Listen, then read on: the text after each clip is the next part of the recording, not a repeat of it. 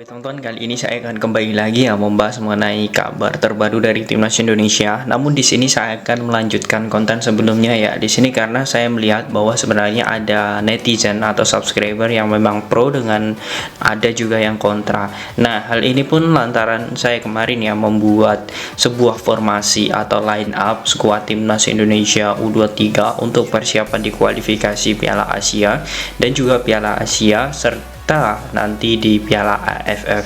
Nah, ada yang setuju dan juga ada yang tidak setuju. Wajar saja. Namun yang jelas di sini saya akan melihatkan terlebih dahulu pada teman-teman semua. Sebenarnya ada beberapa pemain yang memang di sini mungkin underperform ya, atau performanya menurun, dan salah satunya adalah sosok Witan Sulaiman.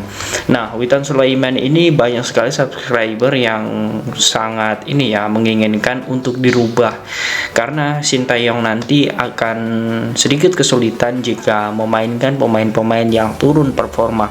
Nah, namun teman-teman, di sini saya akan memperlihatkan kepada semua mengenai formasi atau skuad yang kemarin yang akan kita rubah pemainnya. Kita akan melihat sebenarnya untuk Witan ini siapa pemain yang cocok menggantikan dirinya. Nah, karena di sini teman-teman, untuk di lini depan ya, saya melihat ini adalah lini depan dan pemain Timnas Indonesia yang multi posisi untuk saat ini itu sangat minim, dan artinya memang sosok Witan Sulaiman jika memang dicadangkan itu ada beberapa saja yang memang bisa untuk menempati posisi Witan. Oke, kita langsung saja ke tactical board ya. Saya akan memperlihatkan ke formasi yang kemarin. Di sini saya setel terlebih dahulu untuk kiper. Tentu kita masih menggunakan formasi 3-4-3 ya. Ini ada Hernando, kemudian di sini untuk di bek kanan ada Fajar, kemudian Elkan Baggett, kemudian di sini juga ada Arhan. Nah, Muhammad Ridho, kemudian di sini ada Arhan. Oke, kemudian di sini ada Ivar Jenner. Nah, ini tetap ya teman-teman, ini adalah formasi yang sudah saya bahas kemarin. Jadi yang ketinggalan silahkan nanti kalian langsung saja cek video kemarin karena pembahasan ini sangat seru, menimbulkan diskusi. Nah, ini akan menambah wawasan kita mengenai kedalaman skuad Timnas Indonesia U23. Oke, di sini ada Rafael, kemudian Sananta, dan juga di sini ada Witan. Nah, Witan itu di sini, kemudian di sini Arhan. Nah, 3-4-3.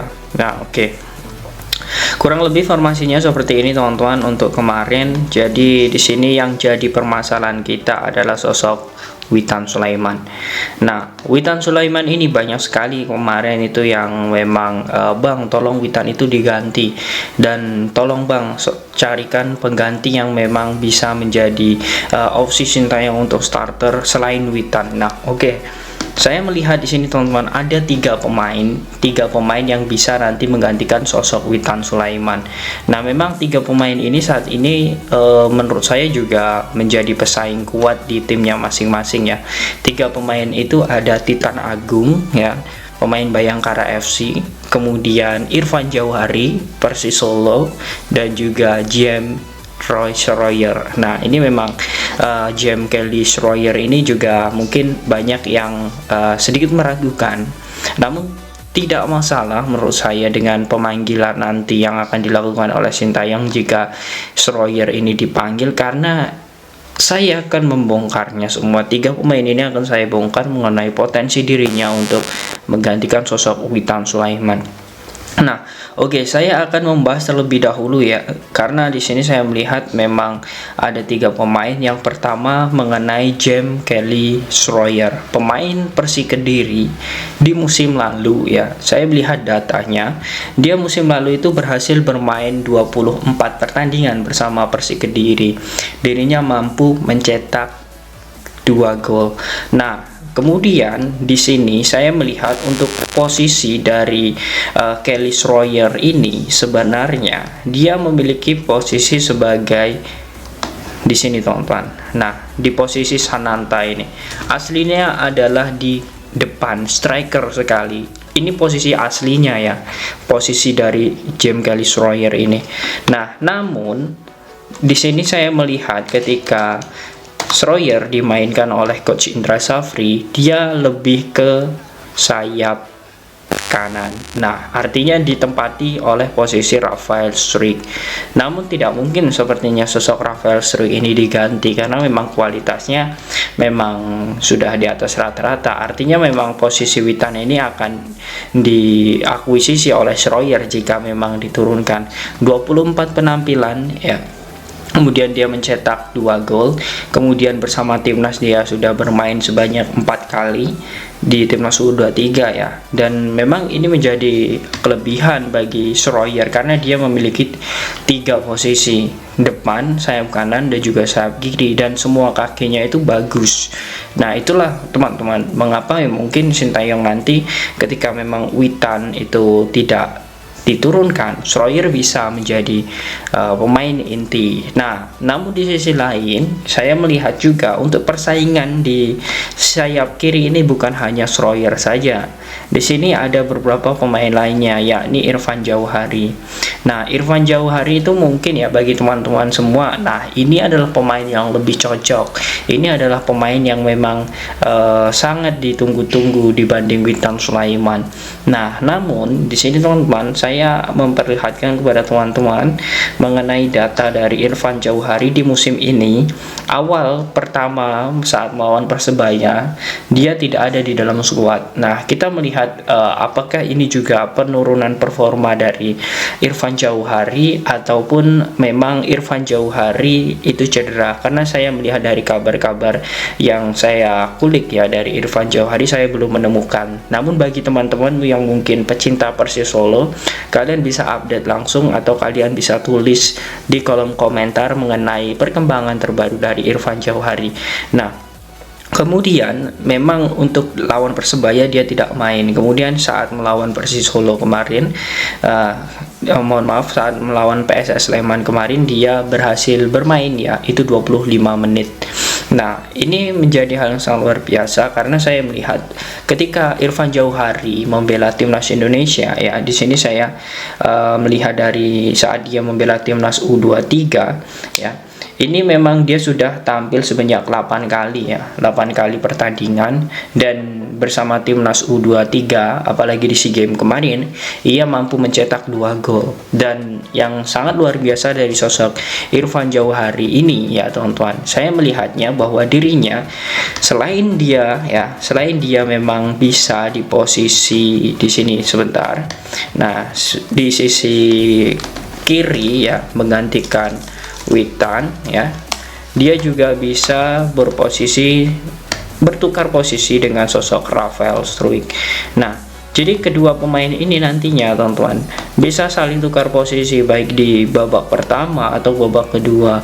Nah, begitupun sebenarnya dari yang tadi ya, Kelly Schroyer juga sama sebenarnya bisa bertukar posisi. Namun yang jelas jika memang menurunkan Sananta ya, ini seperti inilah posisinya. Tetapi kalau mungkin nanti formasinya adalah 4-4-2, kemudian Sananta ini ditarik keluar dan kemudian di sini duet tandem Rafael dan juga Irfan, ini juga kita akan memiliki striker yang memang memiliki kecepatan. Karena kurang lebih ya Irfan Jauhari dan juga Rafael Struijk ini mirip sekali permainannya.